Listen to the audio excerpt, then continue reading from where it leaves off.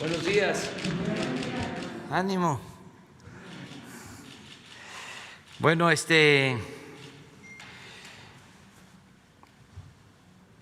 vamos a informar sobre tres temas.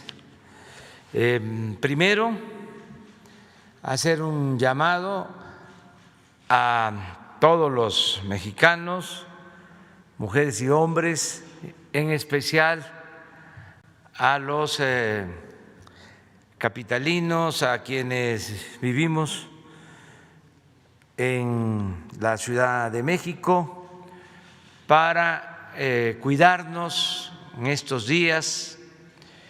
En todo el país sigue afectando la pandemia del COVID, pero hay 8 estados, 8 entidades federativas en donde está creciendo el contagio. Una de estas entidades federativas pues es la Ciudad de México. En los últimos tiempos ha habido más hospitalizaciones, hay más contagio y podemos, como lo hemos hecho entre todos, controlar esta situación si nos cuidamos. Lo que debemos de pensar es que falta muy poco para el 24. Yo les hablaba del comportamiento de quienes vivimos aquí, de cómo se procura estar en familia del 24, y ya a partir del 25 ya la ciudad se vacía, ya no hay movimiento hasta las vísperas de la llegada de los Reyes Magos. Entonces, lo que tenemos que procurar es cuidarnos hasta antes del 24, desde luego, cuidarnos siempre, pero de manera especial, si podemos no salir o solo salir a la calle por lo indispensable, que es pues el que podamos tener la necesidad de ir a la calle, de estar en la calle, por sustento, por una compra verdaderamente necesaria, no por algo superfluo, pues entonces sí, con cuidado, pero procurar estar en casa y, como lo hemos venido diciendo, que no hagamos festejos en las casas. Y yo espero que pasando ya el 24 ya baje la movilidad en la ciudad, y esto nos va a ayudar mucho. Entonces, es prohibido prohibir. No se trata de cerrar toda la actividad económica, comercial, incluso la recreación. No se trata de eso.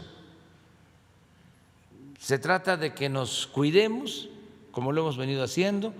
Este ejemplo que se dio el día 12, día de la celebración de la Virgen de Guadalupe, que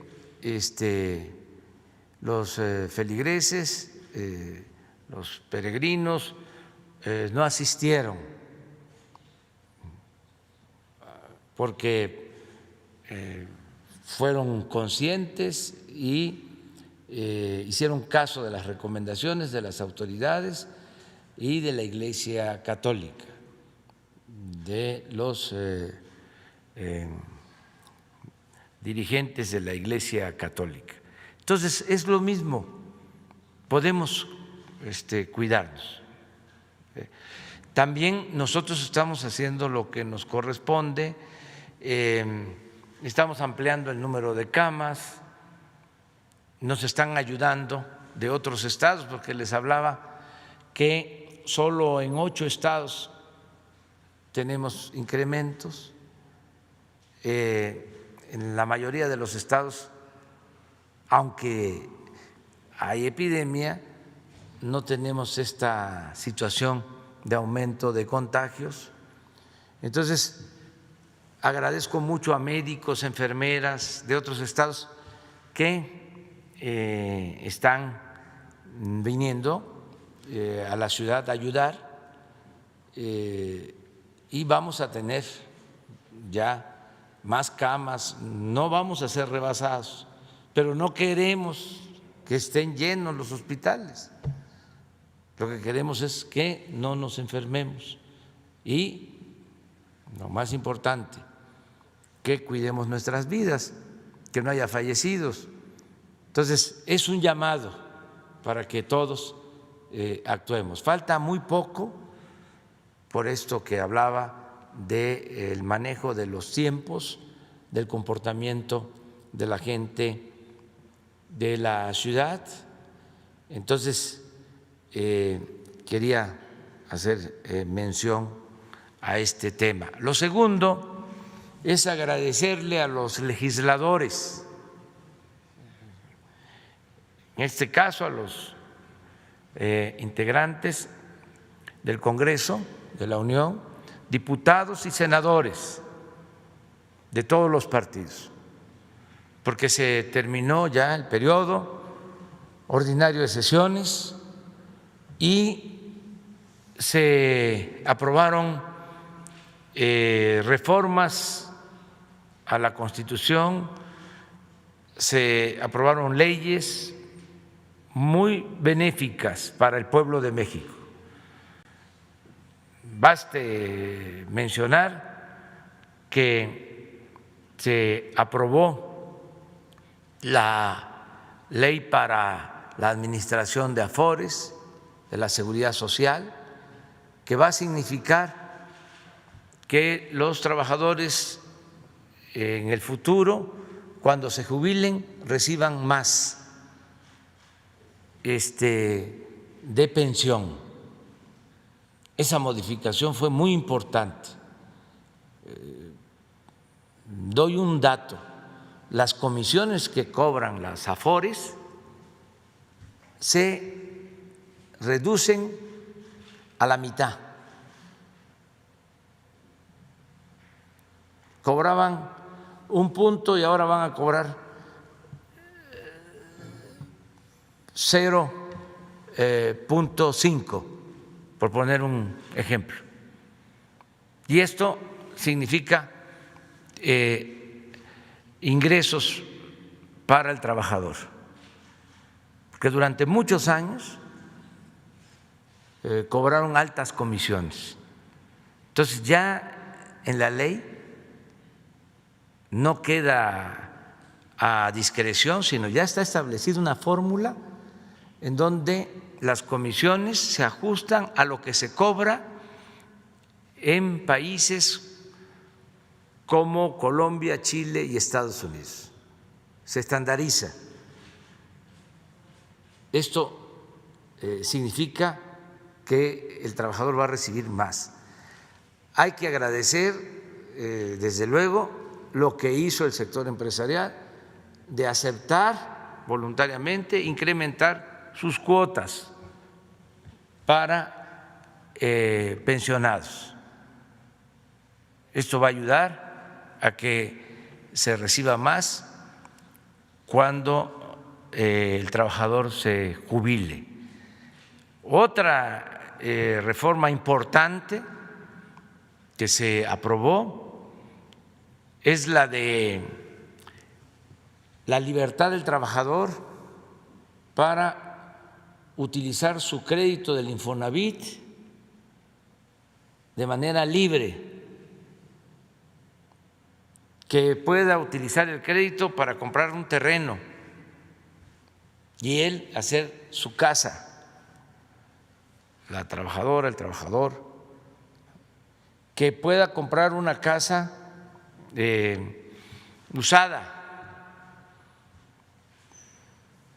que pueda hacer lo que quiera con su crédito, no depender de una empresa contratista, de una inmobiliaria que le venda un departamento caro, mal hecho, en una unidad habitacional allá distante de su centro de trabajo.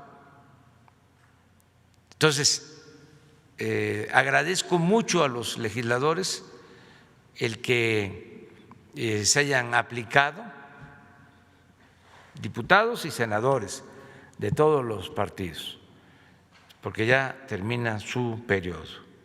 También quiero informarles que asistí ayer a la Suprema Corte y escuché el informe del ministro Arturo Saldívar Lelo de la Rea, presidente de la Suprema Corte, también muy buen informe.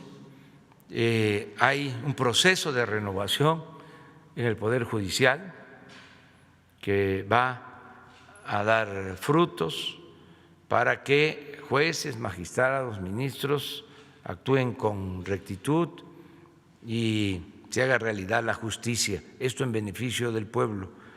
También es de subrayar que en la reforma que se aprobó también en el Congreso en materia de justicia, que tiene que ver con el Poder Judicial, se van a reforzar los servicios de los defensores de oficio,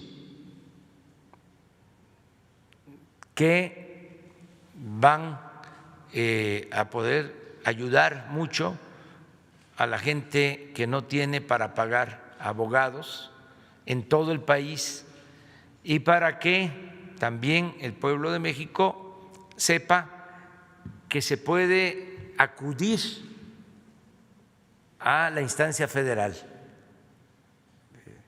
Por ejemplo, en la elaboración de un amparo, que no depende su situación solo de la instancia local, que no es que ya en el Tribunal Superior de Justicia de un estado se resolvió un asunto y ya no hay nada que hacer. Sí se puede acudir a el amparo de la justicia federal. Esto muchas veces no se sabe o no se puede llevar a cabo porque no se tiene recursos para pagar un abogado, no se tiene una orientación. Entonces, esta reforma que se aprobó, entre otras cosas, tiene ese propósito, que se amplíe el número de defensores de oficio, de defensores del pueblo. Entonces, también pues felicitar al ministro, presidente de la Suprema Corte, a todos los ministros, a todos los integrantes del Poder Judicial. Y por último, comentarles que por acuerdo y decisión también de la embajadora de México en Estados Unidos, Marta Bárcena, ella ha decidido ya cerrar su ciclo como embajadora, lleva 43 años en el servicio exterior, es una embajadora de carrera, una especialista notable en materia de política exterior, en relaciones internacionales, toda una vida de servicio. ayudando, representando con lealtad a México en el extranjero, y ella quiere ya retirarse.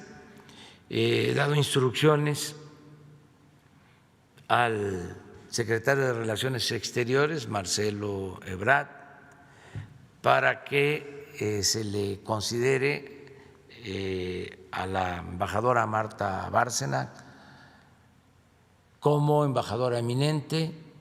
Es una distinción en el Servicio Exterior mexicano. Agradecerle por sus servicios, sobre todo en el tiempo que nos ha representado en Estados Unidos con mucha dignidad, y le agradecemos mucho por su trabajo. Y he decidido, en el marco del cambio de gobierno en Estados Unidos, nombrar, una vez que se cumpla con todo el procedimiento, que se solicite el beneplácito al gobierno de Estados Unidos, he decidido nombrar a Esteban Moctezuma Barragán. Él va a ser el próximo embajador de México en Estados Unidos.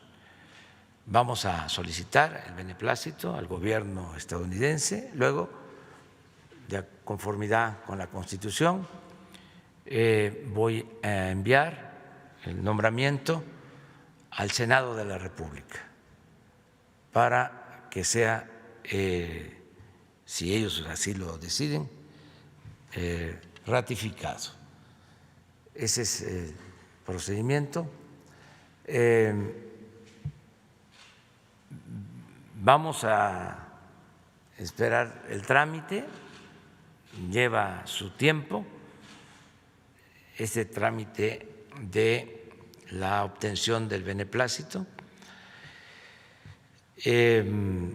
También quiero que en el caso de Esteban, que ha hecho muy buen trabajo como secretario de Educación Pública, termine el año, nos ayude a preparar el regreso a clases en los estados en que es posible hacerlo, porque están en verde y se pueden iniciar clases. También en los estados en donde hay semáforo amarillo, que puedan empezar ya algunas actividades escolares, teniendo como centro, como eje la escuela, para empezar a ir a la normalidad. Entonces, Esteban está trabajando con ese propósito, va a llevar algún tiempo, y estoy haciendo una consulta para también ya dar a conocer quién se va a quedar de secretario de Educación Pública. Estoy en ese proceso para ver quién va a hacerse cargo de la Secretaría de Educación Pública. Entonces, esa es la información. No vamos a poder hablar mucho ahora, tenemos tiempo, pero no mucho, porque vamos a Hermosillo y luego vamos a estar por la tarde en Moctezuma, que vamos a inaugurar un cuartel de la Guardia Nacional. Vamos a ir a dormir a Bavispe. Mañana allá va a ser la reunión de seguridad, y vamos a llevar a cabo un homenaje a las víctimas de los sucesos estos lamentables donde perdieron la vida niñas, niños, mujeres, en Bavispe. Va a haber un homenaje, y vamos también a informar a los familiares sobre el avance que se ha logrado en detenciones de los responsables de estos crímenes. Por eso vamos a tener mañana la reunión de seguridad, también la conferencia de prensa desde Bavispe por la mañana y regresamos por la tarde-noche y el viernes estamos aquí, la mañana, y luego salimos a una gira al sureste. Ese es el programa en general. Entonces, si les parece, vamos. 1, 2, 3. Ustedes 13. Empezamos. Buenos días, señor presidente. Alberto Marroquín Espinosa, de JF Informa desde Cancún, frecuenciacat.com, y desde mi portal informativo en Querétaro, es ahora AM.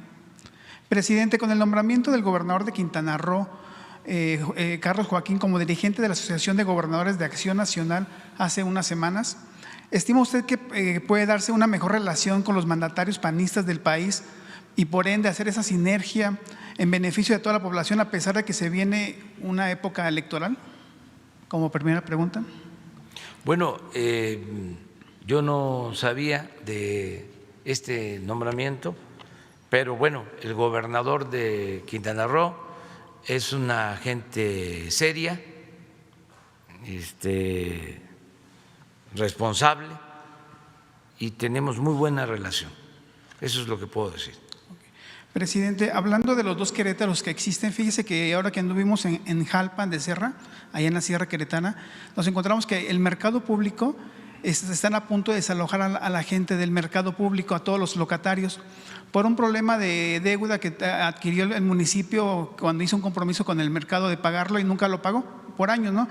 Aquí la petición que me han hecho los locatarios, que son más de 100 locatarios, y es el mercado icónico de Jalpan, que a lo mejor usted ya lo conoce en Jalpan, es pedirle a lo mejor si el secretario de Meyer los puede apoyar o escucharlos al menos, si puede haber algún esquema de apoyo o de ayuda para rescatar ese mercado público ahí en Jalpan, ¿no? Yo creo que es, y sobre todo y como lo dice el artículo 115 constitucional, ¿no?, que considera los mercados públicos como un servicio público, ¿no? Entonces considero que es un tema importante y relevante que pues ahora sí que padece de nuevo Querétaro, ¿no?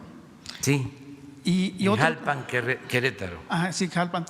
Y en otro tema, digo, nada más señalarle ahora que fue usted el año pasado a Amealco, no le señalaron que hay un grave problema ahí con el agua en Amealco y sobre todo también con la tala ilegal. Es un tema que de hecho la gente está muy temerosa en la zona, por eso a veces cuando usted fue a Amealco no hubo alguien que le haya señalado que ocurría eso allá en en Amealco. Entonces es importante ese tema para ellos, tomar en cuenta, a lo mejor si la Guardia Nacional puede establecer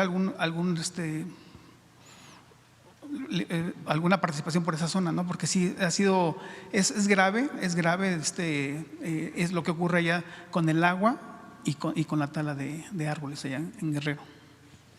Muy bien, hablamos con los integrantes, con el comandante Bucio de la Guardia Nacional para revisar lo de Amealco sobre la tala de árboles y vemos también lo de el agua, pero eso tiene que ver con agua, con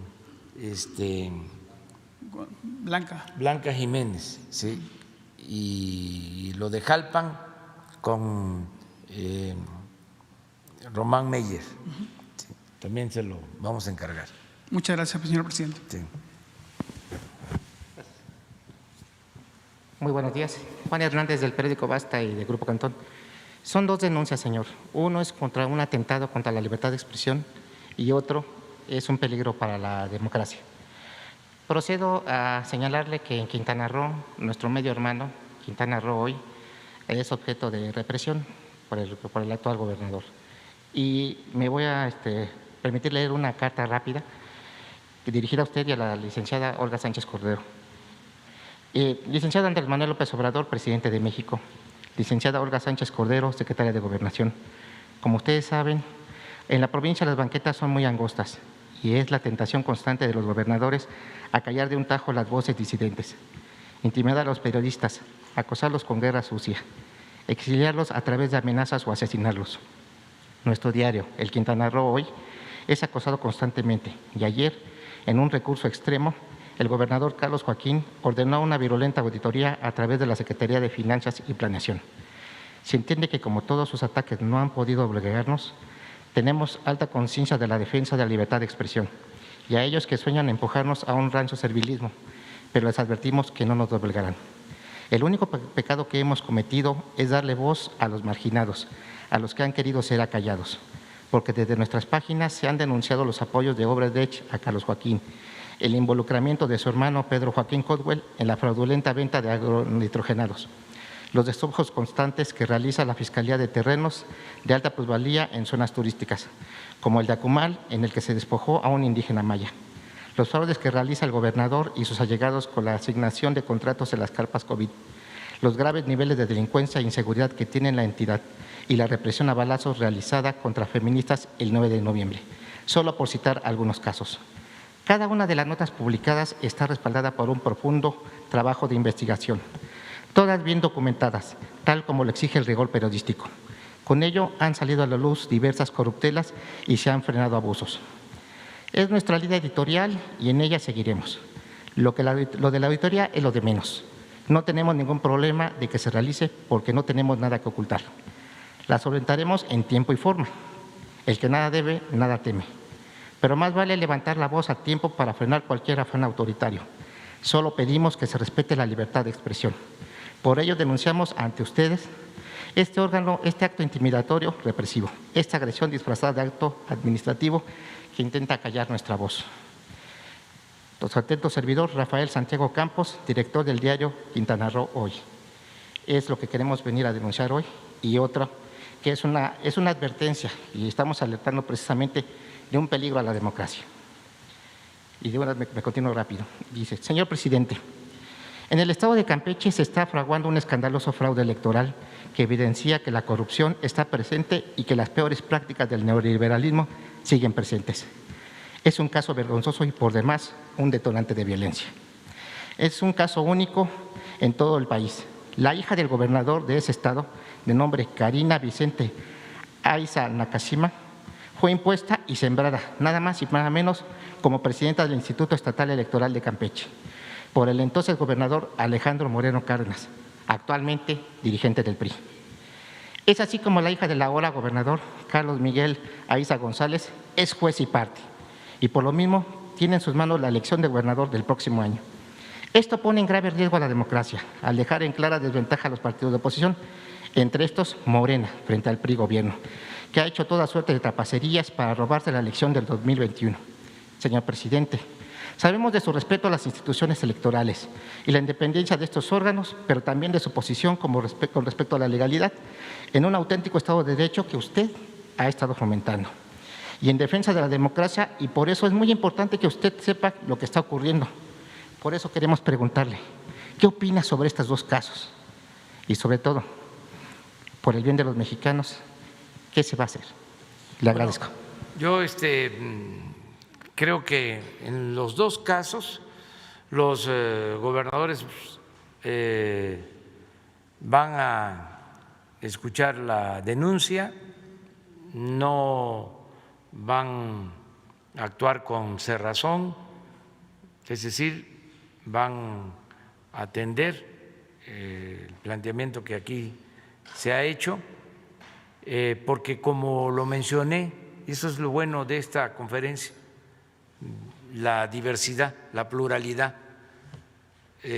Acabo de decir que considero al gobernador de Quintana Roo un hombre responsable.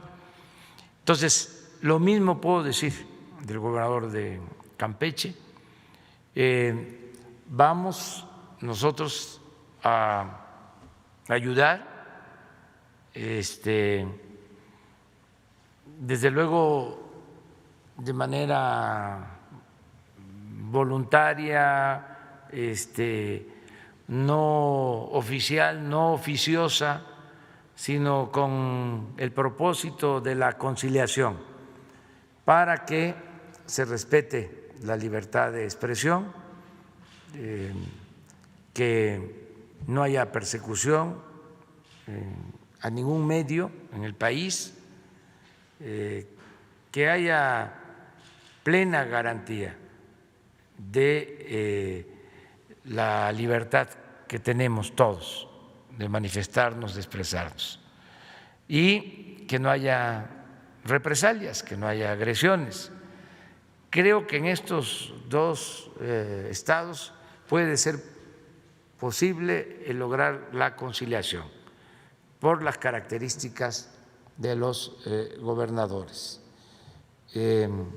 Nosotros reconocemos la labor de la prensa, de manera muy especial de la prensa en los estados, en los municipios, porque como empezó el escrito, las primeras palabras del escrito, en la provincia, en los estados, no me gusta hablar de la provincia, en los estados, en los municipios, las ciudades de las entidades federativas, las banquetas son muy angostas. No es lo mismo hacer periodismo en un municipio, en Sinaloa, en Tabasco, en Tamaulipas, en Guerrero, que hacer periodismo en la Ciudad de México. Aquí se puede escribir un artículo en contra de un funcionario por actos de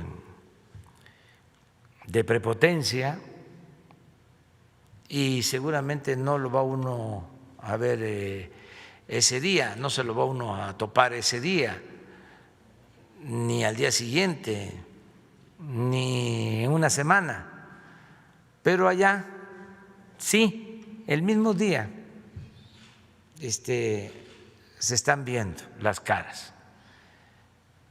Es más difícil hacer el periodismo en los municipios, en los estados, y además menos la solidaridad, el cobijo.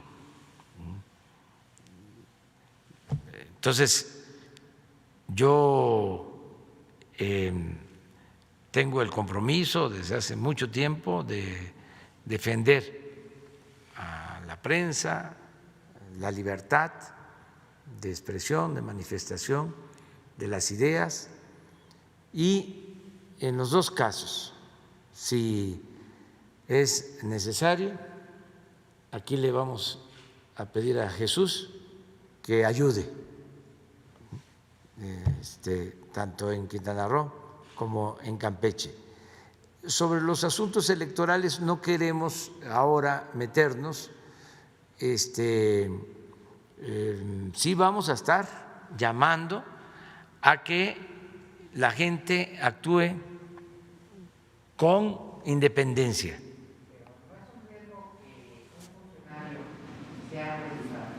Es que para hacer valer la democracia, lo más importante de todo es que el ciudadano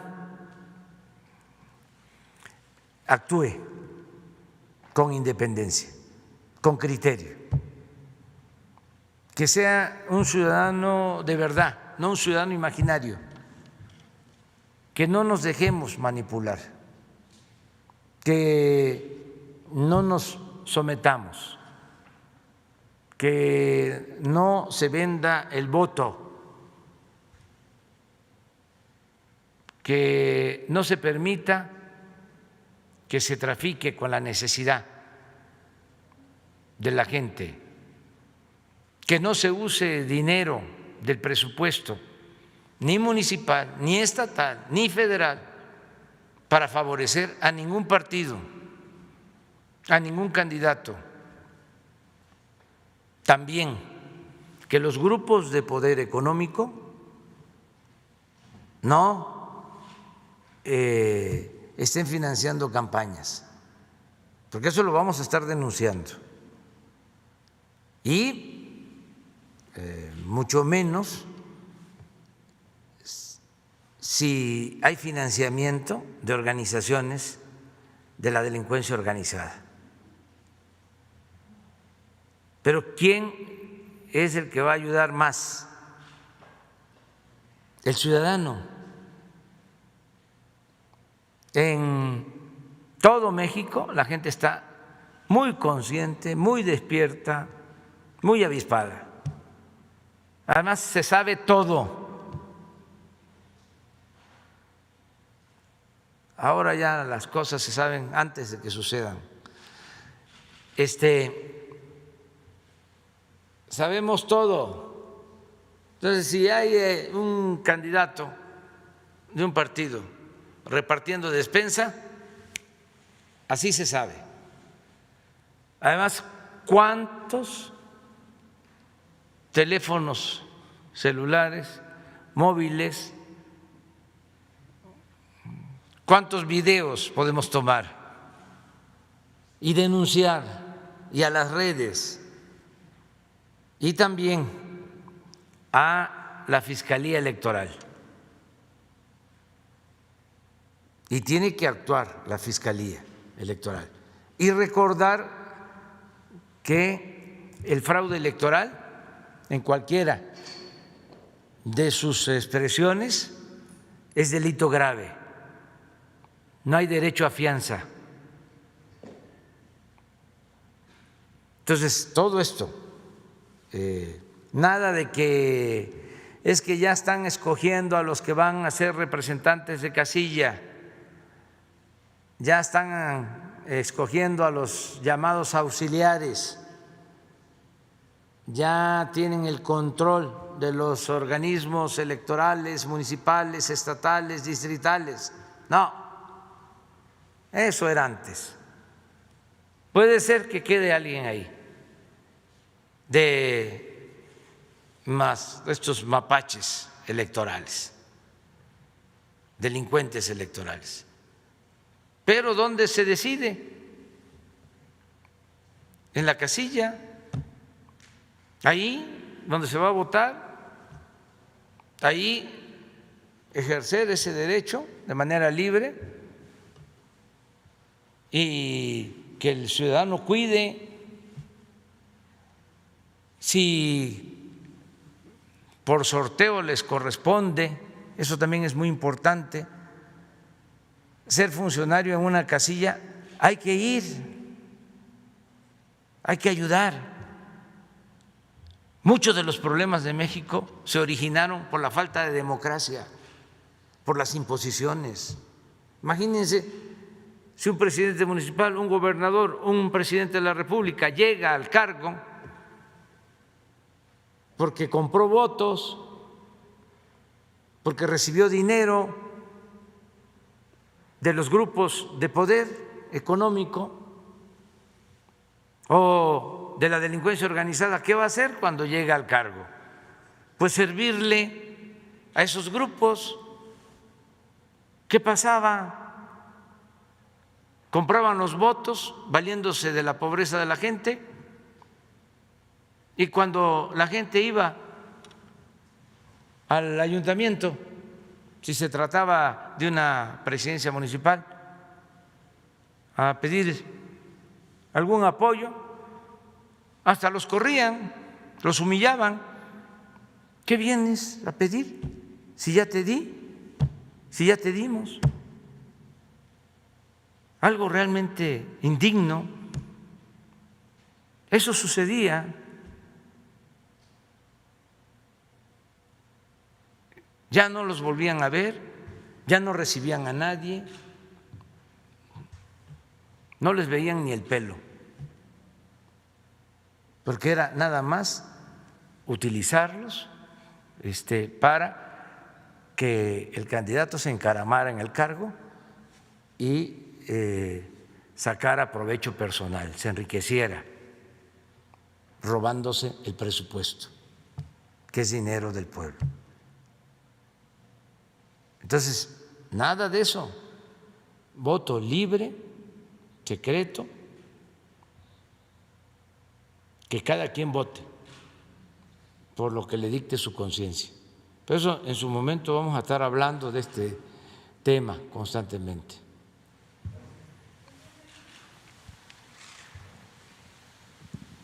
Buen día, presidente. Carlos Guzmán de Aba Noticias. El primero, sí me gustaría tomarle su comentario respecto a… Usted hablaba del Congreso de la Unión, de las reformas que se aprobaron, pero quedó una pendiente, justamente una que impulsaba el senador Monreal y el senador Armenta, que es la parte del Banco de México. Creo que es importante por la cuestión de que implica las remesas de dólares.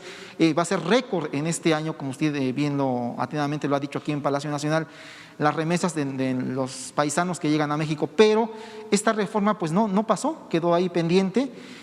Argumentan las personas del Banco de México que se va a meter mucho billete verde, más que de los migrantes, de la delincuencia organizada. Si nos puede regalar un comentario de inicio por este tema. Pues yo pienso que fue buena la decisión que tomaron los legisladores en este caso, porque da tiempo a recoger los sentimientos, los puntos de vista de todos y da tiempo también a informarle al pueblo, que la gente sepa en qué consiste realmente esta reforma, porque a veces por desconocimiento se exagera. Hablaban, por ejemplo, de afectación a la autonomía del Banco de México y se me hace una exageración. ¿Sí?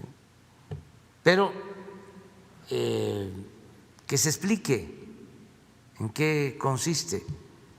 Según me han informado, lo que se quiere, lo que se busca es que la gente que tiene pocos dólares y que los quiere cambiar, pues que le paguen lo justo. Sí, tenga mejor precio de cambio. ¿Sí? A mejor precio. Porque hay un mecanismo ahora, que eso es lo que hay que aclarar, ¿no? Donde para que se reciban dólares se requiere una especie de certificación. A nosotros nos sucedió hace poco. La Procuraduría, ahora la Fiscalía, iba a donarle al instituto para devolverle al pueblo lo robado.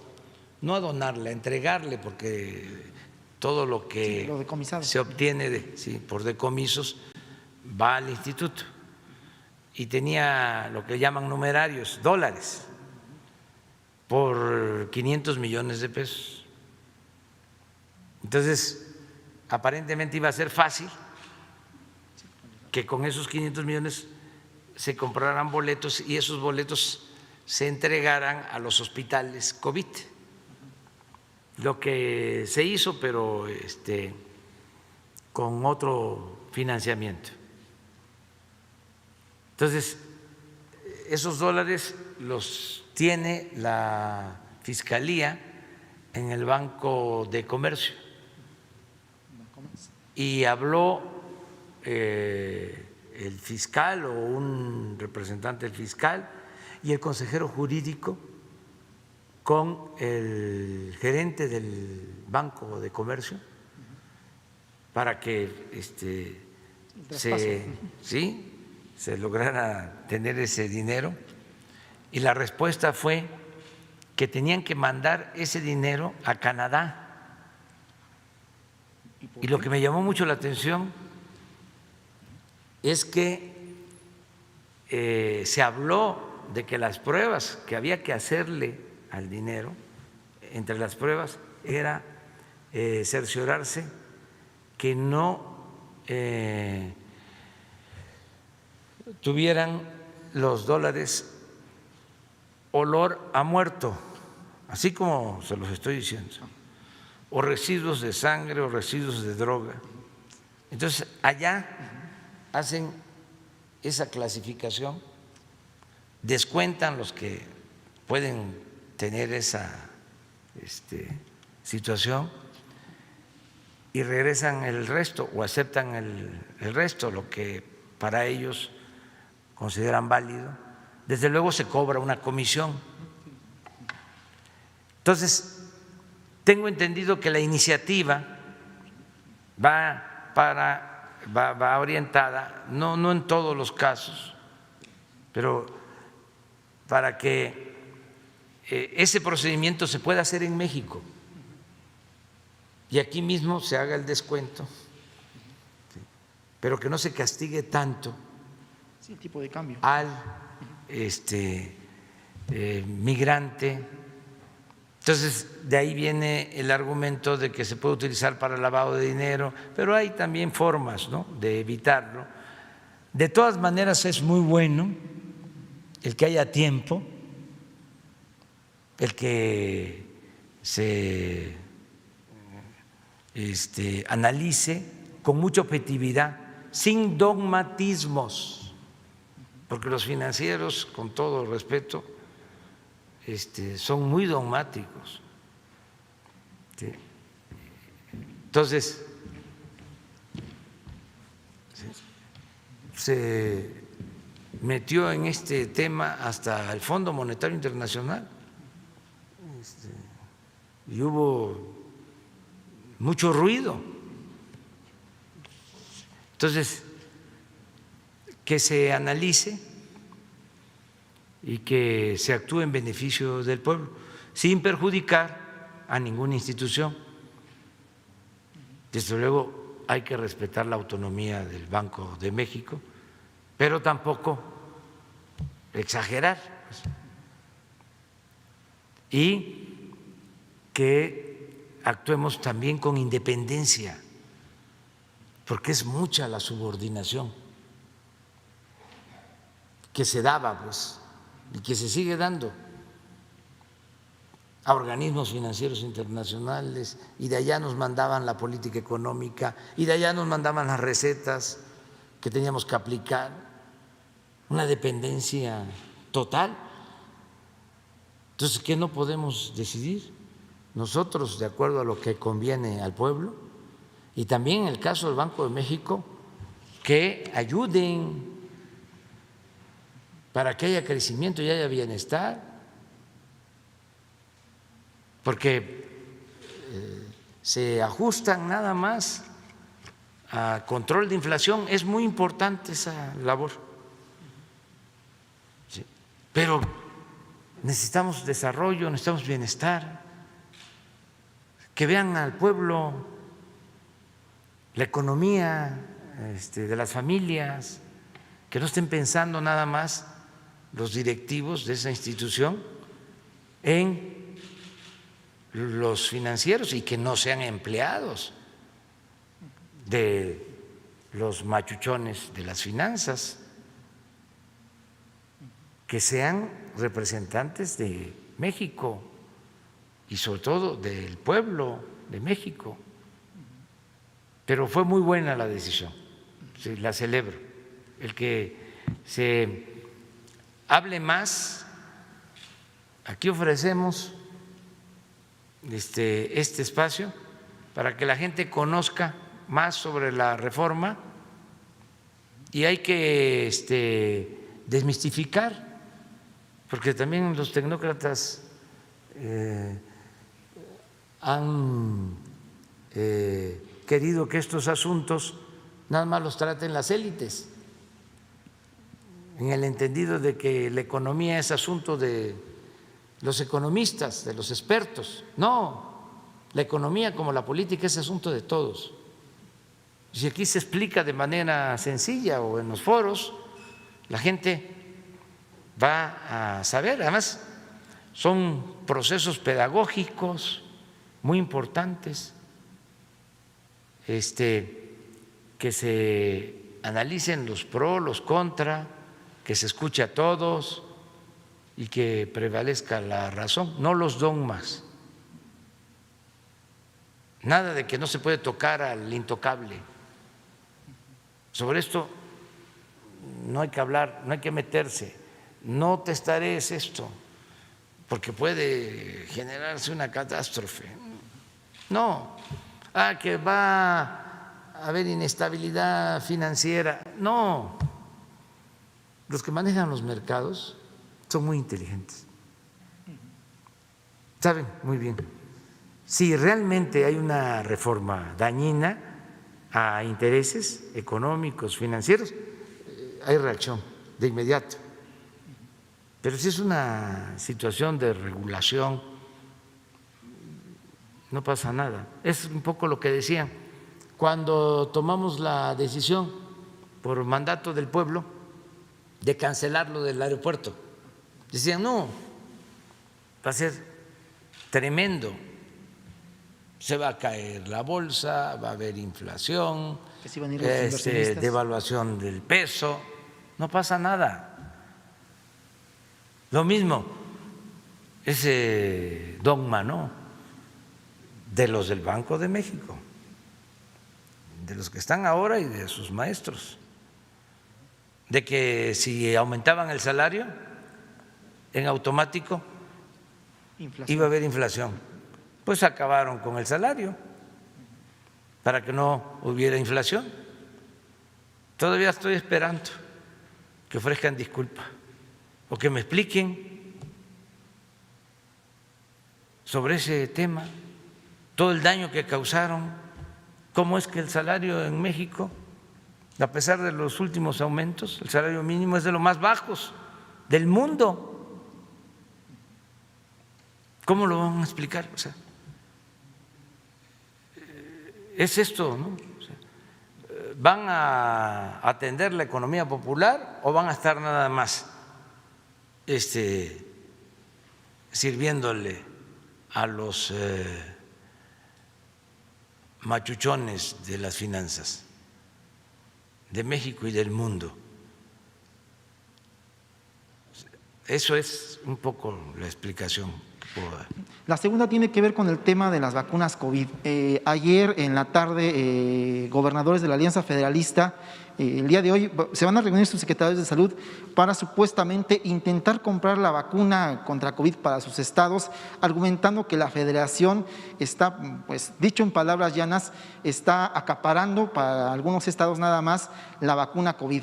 ¿Qué opinión le merece este tema que prácticamente es política, ¿no? Sí, es politiquería, no es política. Y por eso no me voy a ocupar sobre del tema. No tiene caso. Me voy a ir, porque si no, no llego. A ver, la compañera, ella. Me mandaron aquí esta nota de que son las 8 y la salida es a las 8:10. Bueno. Muchas gracias. Juncal Solano del Charro Político de Jalisco, gracias por la oportunidad. Tomando el tema de las vacunas, una preocupación que está en redes sociales es la siguiente.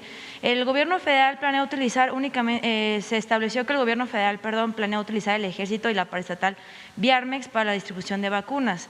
Una de las preocupaciones es la siguiente. ¿Cree que ambas entidades cuentan con los requerimientos técnicos para su conservación? Y número 2, ¿considera que las dosis estarán seguras de robos, especialmente cuando ya hubo robos de más de 37,000 piezas de medicamentos oncológicos en almacenes del IP? Y esto es importante, señor presidente, porque algunos medios, además de gobernadores, como se acaba de mencionar, están utilizando el tema de la vacuna, que es una esperanza para esta situación de la pandemia que estamos viviendo y que inclusive usted lo mencionó al inicio de la conferencia, donde personajes como el payaso de Víctor Trujillo con el disfraz de Broso, pues el fin de semana utilizaron este tipo de temas para lucrar con la información, bueno, pues asegurando que, aquí lo tenemos, asegurando básicamente que, y sabemos la respuesta, pero me gustaría que se dijera públicamente que usted y su gobierno usarían la vacuna electoralmente y jugarían con la desesperación del pueblo, tal como pues así lo aseguró y todos conocemos y sabemos su respuesta, pero pues sí me gustaría preguntarlo directamente para que quede claro cuál es la postura de estos personajes. Amor y paz. Y decirle a nuestros adversarios que se serenen, es que se ofuscan. como se está llevando a cabo la transformación del país y ya no impera la corrupción, ya no hay influyentismo, ya no hay chayote. Entonces hay pues mucha desesperación y se jalan los pelos y se enojan y hacen corajes. Pero ¿cuál es la respuesta? Amor y paz. Vamos a abrazarnos y no caer en ninguna provocación, de nada. No tenemos enemigos, ni queremos tenerlos. No odiamos, somos felices. Y que se tenga por seguro que se garantiza la libertad de expresión hasta el extremo. No hay problema. Si lo que hiciéramos no significara luchar por una causa justa, si no tuviésemos esa convicción, entonces nos afectarían mucho los ataques. Pero tenemos un escudo que nos protege, que es la causa que se defiende, la transformación de México, el acabar con la corrupción. Y por eso el pueblo es nuestro ángel de la guarda y estamos muy bien con nuestra conciencia, que es nuestro tribunal. Entonces, no odiar,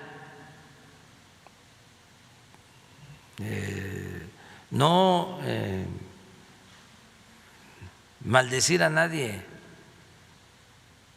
no hace falta eso. Además, eso no permite vivir con felicidad. La felicidad verdadera es estar bien con uno mismo. Esa es la verdadera felicidad, estar bien con uno mismo, no los bienes materiales, no la fama, no los títulos. Es estar bien con uno mismo, la felicidad. Estar bien con nuestra conciencia y estar bien con el prójimo. Y solo siendo buenos podemos ser felices. Entonces, amor y paz. Presidente, y una segunda, ya rapidísimo, aprovechando que nos dio la palabra, sería la siguiente. ¿Cuál es su opinión referente a que, si bien es cierto, usted ha mencionado y uno de los pilares de su gobierno ha sido la austeridad y que el servidor pues está para servir a la nación y no servirse de ella? Bueno, hace unos días se dio a conocer que funcionarios como Lorenzo Córdoba van a recibir un aguinaldo por más de $500,000 de pesos, así como también en los últimos días en redes sociales ha sido tendencia un senador de Movimiento Ciudadano muy famoso por sus comentarios machistas, elitistas y despegados de la realidad, donde uno de sus videos que se hizo viral señala que ha conocido a gente muy valiosa que vive con un sueldito, así lo mencionó, de 40 a 50 mil pesos y que son muy felices, cuando en realidad esto da mucho coraje, señor presidente, porque siendo México un país en el que, según información del INEGI, el 60.7% de la población ocupada percibe menos de 8,000 pesos mensuales, ¿qué opinión le merece este tipo de políticos que viven tan alejados de la realidad, que en realidad de la realidad de México, que se supone que deberían representar al pueblo, pero que de pueblo no tienen nada y por el contrario solo viven sumergidos en su burbuja de privilegios, despegados de lo que en realidad atañe al pueblo mexicano? Bueno, lo que está pasando es que hay un cambio de mentalidad son nuevas circunstancias y hay quienes no advierten de que existe una nueva realidad y que ya no se puede, como siempre lo digo, poner vino nuevo en botellas viejas. Entonces, ¿qué pasaba? Había una especie de enajenación en donde era normal hacer muchas cosas. Se le aplaudía al corrupto, se le ponía de ejemplo. El que robaba ni siquiera perdía su respetabilidad. Era normal el que se utilizaran expresiones racistas, que no voy a repetir, porque era una falta de conciencia, así casi colectiva. Entonces, una persona pensaba que no estaba mal decir cualquier cosa, lo veía normal. El obtener una ganancia ilícita se pensaba que era un negocio y que era producto de la habilidad y de que era porque se tenía buenas agarraderas, buenas influencias y había que colarse. Y esas expresiones de que, oye, yo tengo esto, o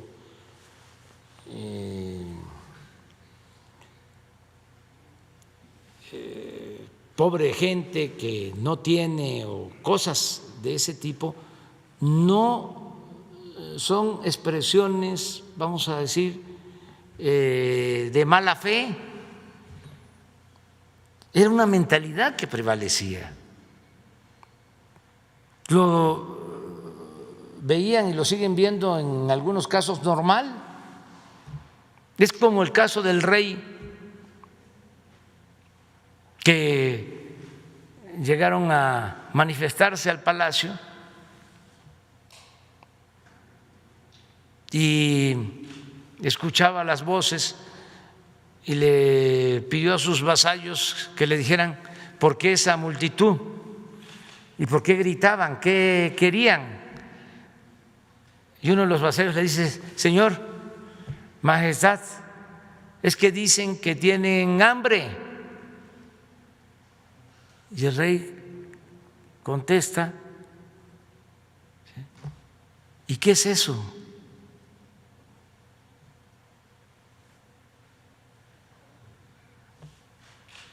Pero auténtico, porque así era. Entonces tenemos que celebrar los cambios que se están dando ahora, que nos estamos fijando en la realidad de los otros, que nos está preocupando la situación del prójimo, que no es nada más cómo nosotros vivimos, sino cómo viven los demás. Pero no es, yo les aseguro que quienes se hacen esas expresiones no las hacen pensando que están mal, las hacen como si fuese una cosa normal. Eso es lo que comentaba sobre el racismo.